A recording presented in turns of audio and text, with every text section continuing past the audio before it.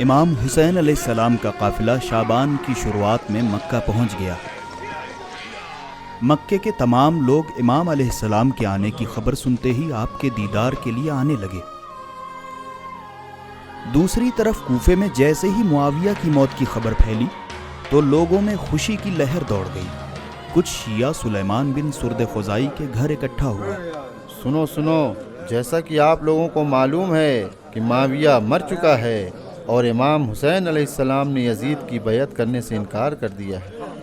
آپ سب لوگ ان کے چاہنے والوں میں سے ہیں، اس لیے ان کو خط لکھیں اور ان کے ساتھ کھڑے ہو جائیں، لیکن یاد رہے اگر ان کی مدد نہیں کر سکتے تو ان کو اپنے جھوٹے وعدوں کے ذریعے دھوکہ مت دیجیے۔ ہم پوری طرح سے امام کا ساتھ دیں گے اور ان کے لیے اپنی جان بھی نچھاور کر دیں گے۔ بالکل، فوراً امام کو خط لکھتے ہیں اور ان کو یہاں بلاتے ہیں۔ ہم لوگ ان کے علاوہ کسی کو خلیفہ تسلیم نہیں کرتے۔ کبھی بھی یزید کے دباؤ میں نہیں آئیں گے۔ بالکل بھی نہیں، ہم آخری سانس تک امام کا ساتھ دیں گے۔ کوفے کے تمام لوگوں نے امام حسین علیہ السلام کو خط لکھنا شروع کر دیے، یہاں تک کہ امام تک 150 خط پہنچے اور سب نے یہی لکھا کہ آپ کوفہ آ جائیے۔ بسم اللہ الرحمن الرحیم، امام حسین علیہ السلام کی خدمت میں، ہماری جانیں اور مال آپ کے لیے تیار ہیں، ایک اور بڑا لشکر آپ کی مدد کے لیے تیار ہے، اس لیے آپ جلدی تشریف لے آئیے۔ فقط والسلام، حجار ابن ابجر اور عروہ ابن قیس وغیرہ۔ بسم اللہ الرحمن الرحیم، امام حسین علیہ السلام کی خدمت میں، اے مولا کوفے جلدی تشریف لائیے، یہاں سبھی لوگ شدت سے آپ کا انتظار کر رہے ہیں، ہم آپ کے علاوہ کسی اور کو خلیفہ بننے کے قابل نہیں سمجھتے۔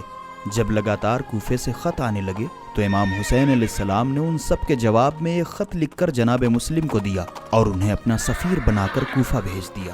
میں اپنے چچا کے بیٹے مسلم ابن عقیل کو تمہاری طرف بھیج رہا ہوں، اگر انہوں نے وہاں کے حالات دیکھ کر مجھے وہاں آنے کو لکھا تو میں تمہاری طرف چلا آؤں گا۔ جناب مسلم علیہ السلام کوفہ پہنچے اور وہاں آپ کا پرزور استقبال ہوا۔ جناب مسلم نے لوگوں کے درمیان امام علیہ السلام کا خط پڑھا اور لوگ رونے لگے۔ لوگوں نے جناب مسلم علیہ السلام کی بیعت کی اور جناب مسلم علیہ السلام نے ایسے حالات دیکھے تو امام کو خط لکھ کر کوفے آنے کو کہا۔